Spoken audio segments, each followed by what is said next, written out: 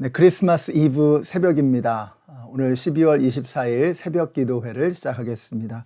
우리 다 함께 찬송가 123장 저들밖에 한밤중에 3절까지 부르시겠습니다.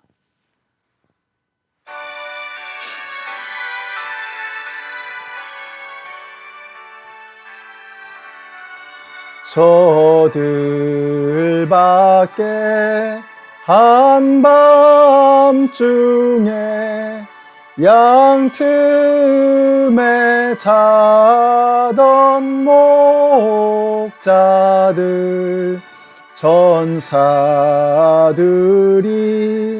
전하여 준 주나신 소식 들었네. 노엘 노엘 노엘 노엘 이스라엘 왕이 나셨네. 저 동방에 별 하나가 이상한 빛을 비추어 이 땅 위에 큰 영광이 나타날 징조 보였네. 노엘 노엘 노엘 노엘 이스라엘 왕이 나셨네. 그 한 별이 베들레헴 향하여 바로 가더니 아기 예수 누신 집 그 위에 오자 멈췄네. 노엘 노엘 노엘 노엘 이스라엘 왕이 나셨네. 아멘. 오늘 우리에게 주시는 하나님의 말씀은 시편 73편의 말씀입니다. 그 중에서 12절에서 15절까지의 말씀을 읽겠습니다. 그런데 놀랍게도 그들은 모두가 악인인데도 신세가 언제나 편하고 재산은 늘어만 가는구나. 이렇다면 내가 깨끗한 마음으로 살아온 것과 내 손으로 죄를 짓지 않고 깨끗하게 살아온 것이 허사라는 말인가?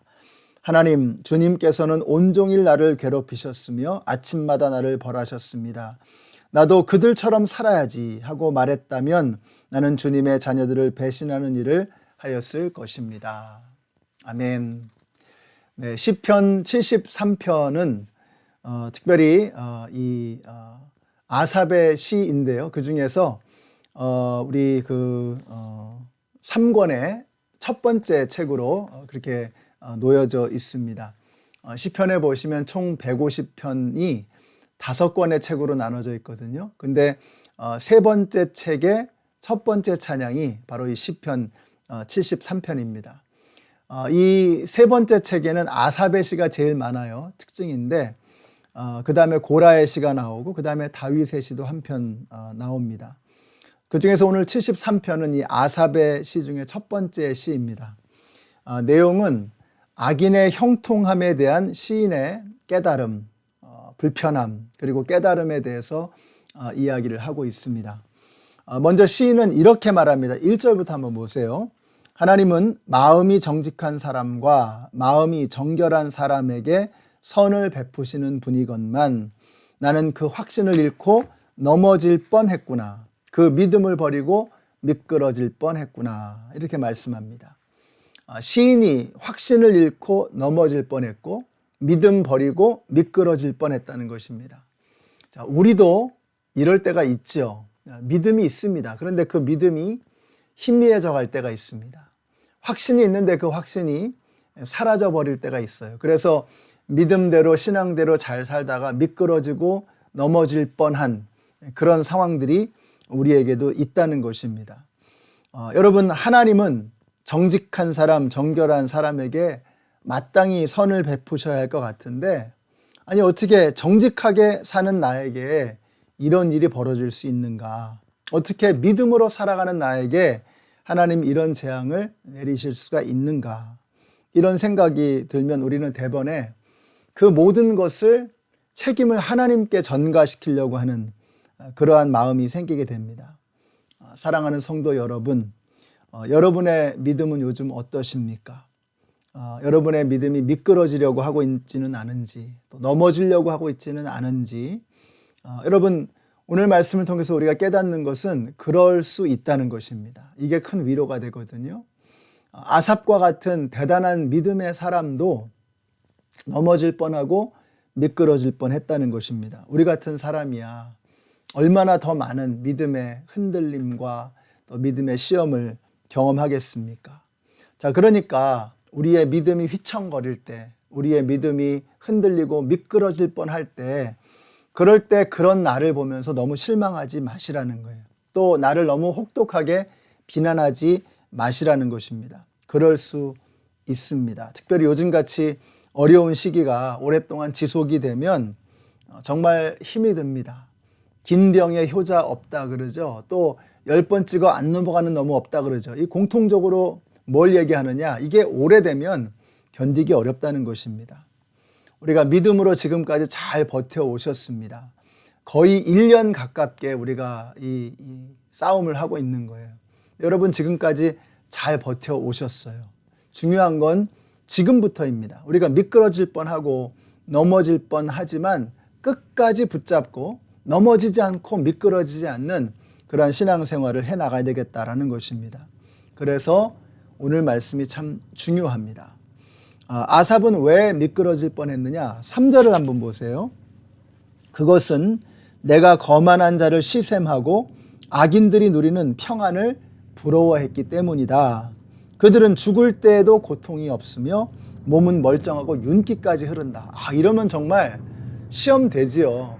악한 사람들이 하나님의 심판을 받고 끝이라도 좀 비참하면 좋으련만 그렇지가 않은 거예요.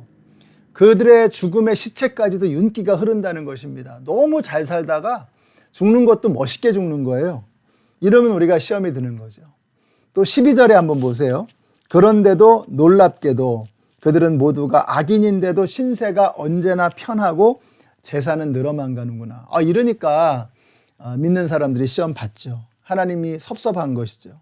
악인이 형통하고 잘 되는 것을 보면 시험에 들지 않을 수가 없는 것입니다.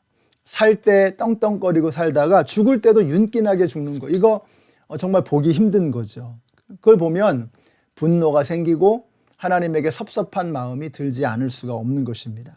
자, 그러나 17절부터 반전이 일어납니다. 16절부터 한번 보세요. 내가 이 얽힌 문제를 풀어보려고 깊이 생각해 보았으나 그것은 내가 풀기에는 너무나 어려운 문제였다.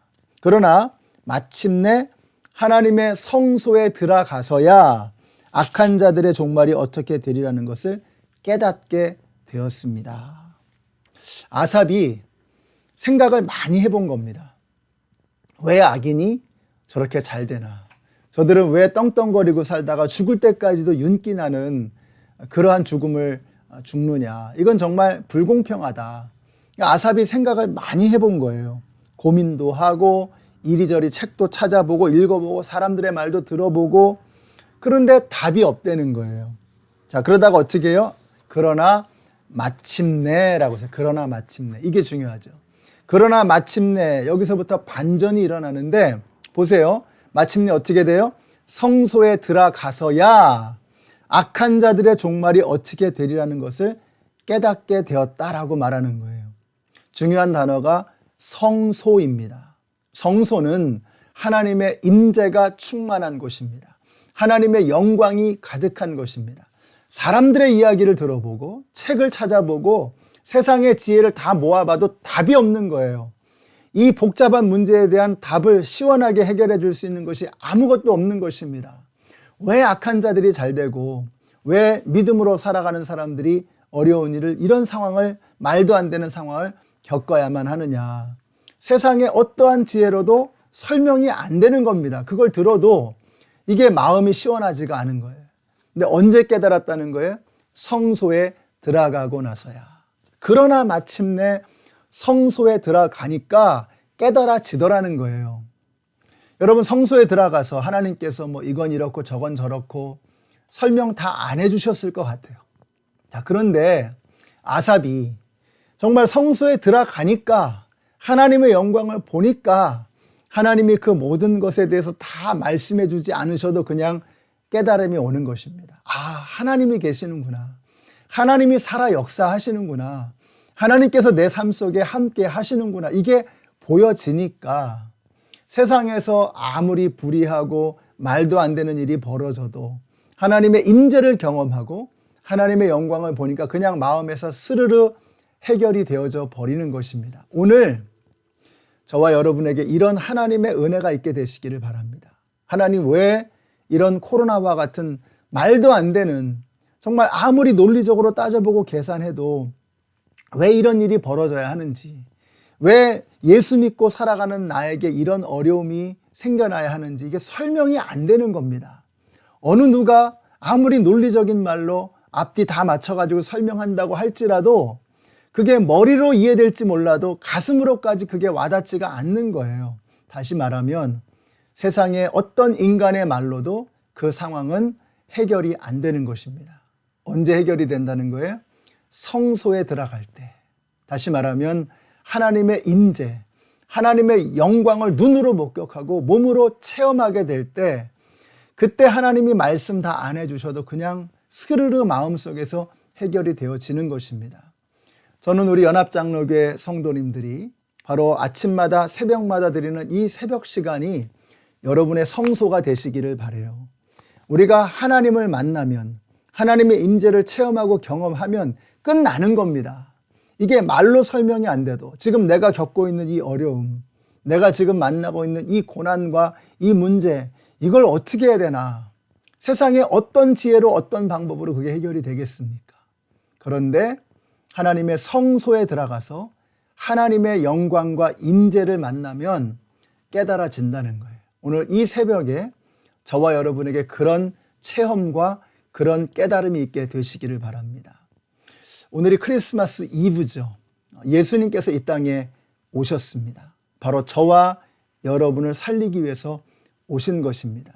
오늘 그 예수님을 거룩한 지성소에서 만나게 되시기를 바라요. 그래서 그분을 만나게 됨으로 지난 1년을 돌아볼 때 도무지 말이 안 되는 일들이 우리에게 펼쳐졌지만 내 안에 계시는 그 예수님을 만나고 경험하게 됨으로 깨달아지고 이해가 되어지고 감정적으로 그것이 받아들여지는 그런 은혜가 저와 여러분 모두에게 있게 되시기를 우리 예수님의 이름으로 축원합니다.